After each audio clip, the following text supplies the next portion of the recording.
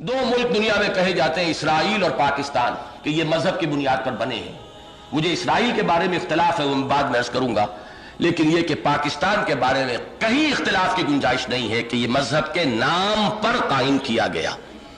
اس نعرے سے مسلمان متحد ہوا ہے، اس کی موٹیویشن جو ہوئی ہے، وہ جو مسلم لیگ کے جھنڈے تلے آیا ہے تو وہ اسی نعرے سے آیا، لہذا بنا تو یہ پاکستان اسلام کے نام پر ہے۔ البتہ اب دوسرے لیول پر آئیے، اگر ہم یہ کوسچن پوز کریں کہ تحریک پاکستان کا اصل جذبہ محرکہ کیا تھا، تو میرے نزدیک یہاں اختلاف کی بڑی گنجائش ہے۔ یہ وہ ہے کہ اصل محرک کیا ہے، اور سب سے پہلے میں آپ لوگوں کے لیے شاید حیرانی کی بات ہو، میں ڈنکے کی چوٹ کہہ رہا ہوں کہ اصل جذبہ محرکہ مذہبی نہیں تھا، اس لیے کہ کسی بھی تحریک کا جو اصل جذبہ محرکہ ہے وہ سب سے گاڑھی شکل میں نمایاں طور پر نظر آنا چاہیے اس کی قیادت میں، اور آج اس حقیقت کو ہمیں ماننا چاہیے۔ یہ باتیں کہنے کی جرأت اب پیدا ہونی چاہیے۔ تحریک مسلم لیگ کی قیادت جو ہے مذہبی لوگوں پر ہرگز مشتمل نہیں تھی، بعد میں مذہبی لوگ اس کے ساتھ شامل ہو گئے ہیں، سپورٹ کیا انہوں نے، اصل قیادت نہیں تھی۔ اس کو ذرا اس فرق کو ذہن میں رکھیے کہ ایک ہے شریف انسان، باکردار انسان، سچا انسان، دیانتدار انسان، ایک ہے مذہبی انسان۔ میں ان الفاظ کی جو کنوٹیشن ہے اس کے فرق کو ذہن میں رکھیے۔ باقی چیزیں میں اس وقت ان میں سے کسی کی نفی نہیں کر رہا، لیکن جس چیز کی نفی کر رہا ہوں دھڑلے کے ساتھ وہ یہ ہے کہ مذہبی لوگ وہ نہیں تھے، ان کی اکثریت پریکٹسنگ مسلمز پر مشتمل نہیں تھی۔ یہ بات جو ہے ہمیں اچھی طریقے سے سمجھنی چاہیے، ماننی چاہیے۔ اس کے لیے میں ایک امانت ہے جو آج آپ کے حوالے کر رہا ہوں، پروفیسر چشتی صاحب کی بتائی ہوئی ایک روایت، جس کے کہ وہ چشمدید گواہ ہے جس واقعے کے، اور انہوں نے مجھے سنایا، میری نوٹ بک میں لکھا ہوا ہے، وہاں سے لفظ بلفظ نقل کر کے لایا ہوں۔ سن 42 میں جالندھر میں مسلم لیگ کی ہائی کمانڈ کا ایک جلسہ ہوا تھا کہ سکھوں کے ساتھ ڈائیلاگ شروع کی جائے، اس کے لیے کوئی اصول معین کیے جائیں، ان کے ساتھ کوئی بات شروع ہو سیاسی مفاہمت کی۔ جالندھر میں احسان علی صاحب، خلف الرشید خان بہادر، انعام علی صاحب کے مکان پر یہ جلسہ ہوا۔ اس جلسے میں مسلم لیگ ہائی کمانڈ کی 23 بڑی شخصیتیں جمع تھیں۔ قائد اعظم بھی تھے، لیاقت علی خان بھی تھے، نواب اسماعیل خان بھی تھے، چودھری خلیق الزماں بھی تھے، سردار اورنگزیب بھی تھے، قاضی عیسیٰ صاحب بھی تھے، چندری گر صاحب، اے کے فضل الحق، سیٹھ ابراہیم جعفر پونا والے، مولانا اکرم خان، یہ نام تو انہیں یاد رہے۔ خود چشتی صاحب اس میں شاہ نواز ممدوح صاحب کے نمائندے کی حیثیت سے شریک تھے، اس لیے کہ وہ بیمار تھے۔ ایک وہاں خاتون بھی تھیں برقعے میں، مولانا محمد علی جوہر کی بیوہ۔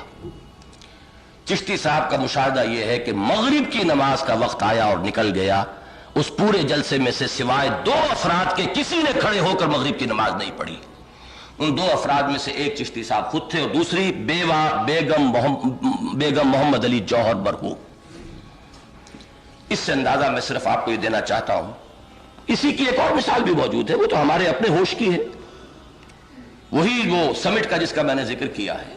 جمعے کے روز وہ سمٹ کانفرنس 22 فروری 1974، آپ لوگوں نے تو ٹیلی ویژن پر بھی دیکھا ہوگا، میرے ہاں تو نہیں ہے ٹیلی ویژن، میں نے تو سنا ہی ہے، صرف آپ کے لیے دید ہوگی، میرے لیے شنید ہے، اور شنیدہ کہ بہت مانند دیدہ، لیکن یہ کہ روایت یہی ہے کہ مغرب کا وقت آیا ہے، کانفرنس جاری رہی ہے، کوئی ایک شخص نہیں اٹھا، اس اجتماع میں یہ تاثر ہی نہیں تھا کہ کون سا وقت آیا ہے اور کون سا وقت جا رہا ہے، سوائے یہ کہ شاہ فیصل شہید رحمت اللہ علیہ وہ اس اجلاس میں لیٹ آئے تھے، نماز مغرب کی پڑھ کر آ کر شریک ہوئے تھے۔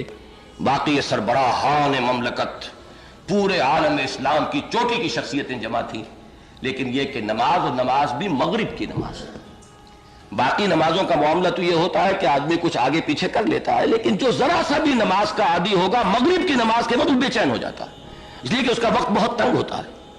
تو میں صرف یہ عرض کرنا چاہتا ہوں کہ یہ تحریک جو ہے، آج بھی ہمارا حال جو ہے اجتماعی سطح پر وہ وہی ہے، اور وہی اس وقت تھا کہ تحریک مسلم لیگ کوئی مذہبی تحریک نہیں تھی۔ اس حد تک جو بھی کہے وہ صحیح ہے، مجھے اس سے اتفاق ہے۔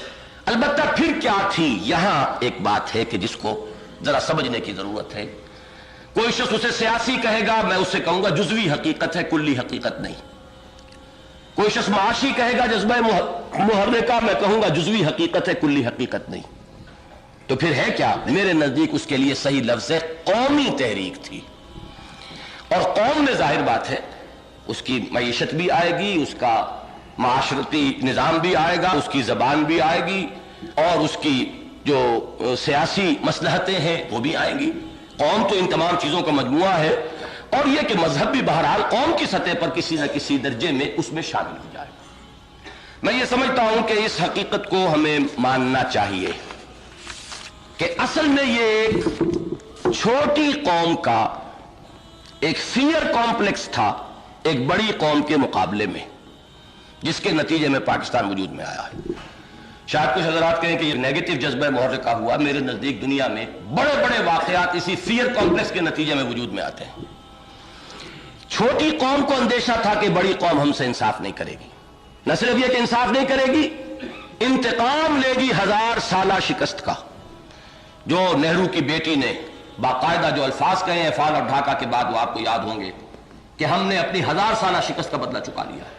یہ کوئی پٹیل نہیں تھا کہنے والا، یہ بلکہ نہرو کی بیٹی موتی لال نہرو کی پوتی، کہ جن کا مذہب سے کوئی سروکار نہیں، کوئی تعلق نہیں، اگر اس قوم کی ایک ایسی عورت بھی اپنے اندر وہ انتقام کا جذبہ اس قدر شدت کے ساتھ رکھتی کہ اس نے بڑبڑا یہ الفاظ کہہ دیے، حالانکہ وہ بڑی سیاستدان تھی، اسے الفاظ جو ہے بہت ناپ تول کر ادا کرنے چاہیے تھے، لیکن اس نے بڑبڑا کہا۔ دل میں جو ہوتا ہے، عربی کی ایک مسئلہ ہے کہ ظرف میں جو ہوتا ہے ٹپکتا ہے، تو جو بھی برتن میں ہوگا وہی ٹپکے گا۔ تو وہ جو انتقامی جذبات تھے، اصل میں ایک چھوٹی قوم کو یہ اندیشہ ہوا کہ بڑی قوم اس کے ساتھ انصاف نہیں کرے گی، بلکہ یہ کہ انتقام لے گی، اسے معاشی طور پر بھی ایکسپلائٹ کرے گی، سماجی اعتبار سے اس کے تشخص کو ختم کرے گی، اور اس میں تو جیسے کہ شواہد موجود تھے مذہبی سطح پر بھی وہ ریکلیم کرنے کی فکر میں تھے کہ جتنے لوگ ہندوستان میں سے مسلمان ہوئے ہیں، یہ تو در حقیقت ہماری کھوئی ہوئی بھیڑیں ہیں جنہیں ہمیں ریکلیم کرنا ہوگا۔ یہ اصل میں خطرہ، یہ اندیشہ تھا، لہذا تحریک پاکستان کا اصل جذبہ محرکہ قومی ہے۔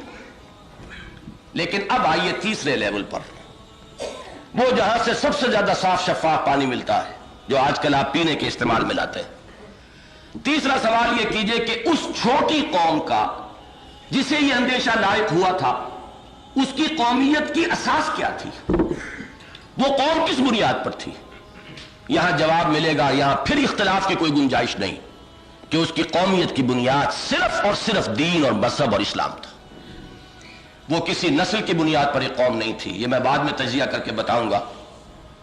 اسی طریقے سے وہ زبان کی بنیاد پر بھی ایک قوم نہیں تھی، اگرچہ ایک زمانے میں اردو کو ایک قومی زبان اور تحریک پاکستان کے ساتھ سینونیمس ہونے کا اور مترادف ہونے کا مقام حاصل ہو گیا تھا، لیکن یہ کہ بہرحال اس قوم کی قومیت کی بنیاد اردو زبان نہیں تھی، کوئی علاقہ اس کی قومیت کی بنیاد نہیں تھا، کوئی ٹیریٹوریل نیشنلزم نہیں تھا، وہ صرف اور صرف مذہب کی بنیاد پر ایک قوم تھی۔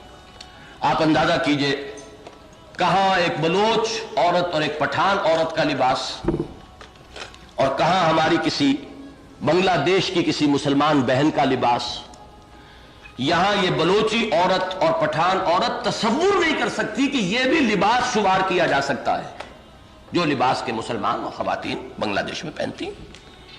ان کے کھانے پینے کی ہیبٹس مختلف ہیں، وہ جو بھات کھاتے ہیں اس میں سے جو بدبو کے بھبکے اٹھ رہے ہوتے ہیں، اور جتنی بدبو اٹھے اتنا ہی ان کو اس کے اندر لذت محسوس ہوتی ہے، جتنی پرانی ہوئی مچھلی ہوگی اتنی ہی ان کے لیے وہ زیادہ لذیذ ہے۔ ہم اس کا تصور نہیں کر سکتے، اس کے قریب نہیں جا سکتے۔ ہماری ایٹنگ ہیبٹس ایک نہیں ہے، ہمارا لباس ایک نہیں ہے، ہماری وضاقتہ جو ہے اس میں فرق ہے، ہماری شکل و صورتوں میں زمین و آسمان کے فرق ہیں، ہماری نسلیں بے شمار ہیں، تو کسی بھی اعتبار سے یہ قوم نہیں تھے، قوم تھے تو صرف اور صرف مذہب کی بنیاد پر، لہذا ہم وہیں آ گئے جہاں سے چلے تھے۔ پاکستان کی اساس سوائے مذہب کے اور کوئی نہیں۔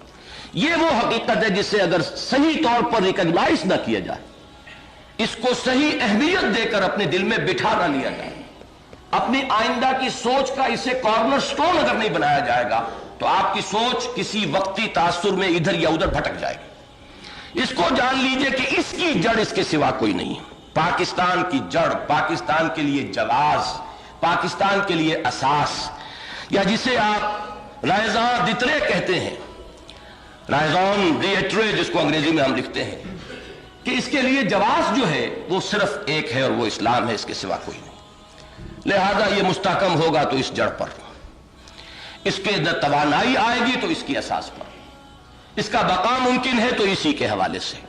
کوئی اور چیز اس کے استحکام کی اساس نہیں بن سکتی، کوئی اس کے بقا کے لیے اور اس کے دوام کے لیے کوئی چیز سہارا نہیں بن سکتی۔